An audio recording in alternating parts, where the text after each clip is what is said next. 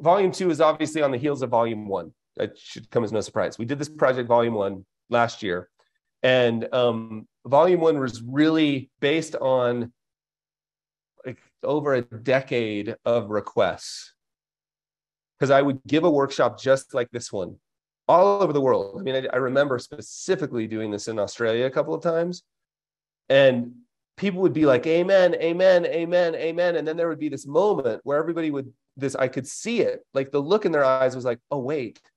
So it was just like content, do work in public, say stuff that matters, be relevant. And there would be this moment where I could see it in people's eyes where they're like, wait, I don't know what to say. Right? I'm not a writer. I don't know how to do this.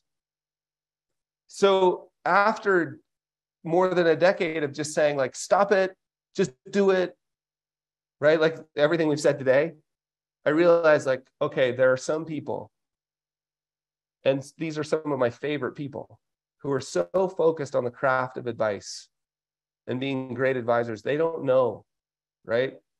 They don't know how to do work in public. It turns out it's hard to figure out how to write things. So I was like, well, geez, we can help with that. So volume 1, when we launched volume, I'll just tell you about volume 2. Volume 1 followed a similar pattern. We put together 52 of my favorite sketches and essays. Now, there's been, I don't know how many there are now, but there was at least 500 and close to 600 in the New York Times.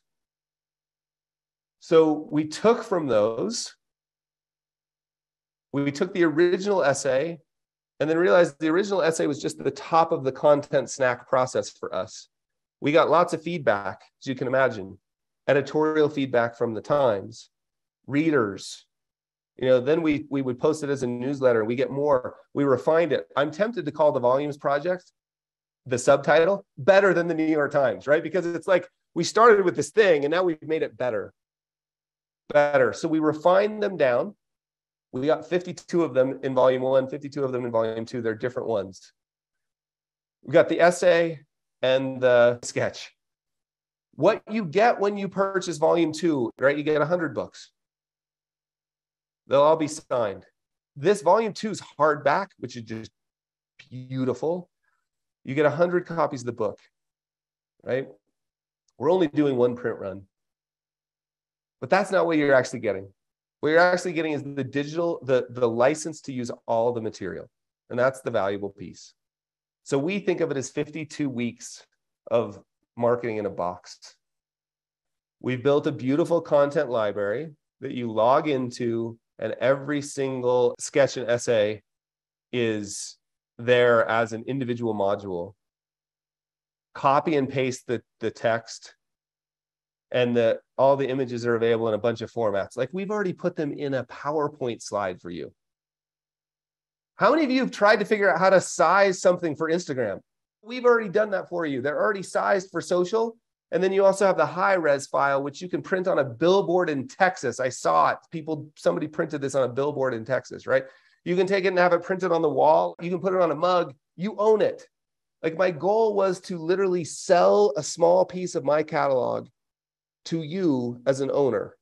Now, I see this as an investment, not an expense. Because if you were to go to a graphic design studio and ask them to create 52 images that would resonate with your work that you could share, just go try that and see what the price tag would be. So let me walk you through real quickly, like how we've seen the most successful people use the words. So plenty of people in volume 1, plenty of people just cut and pasted. So weekly newsletter, monthly letter that we send out to clients, people just copy and pasted. Totally fine.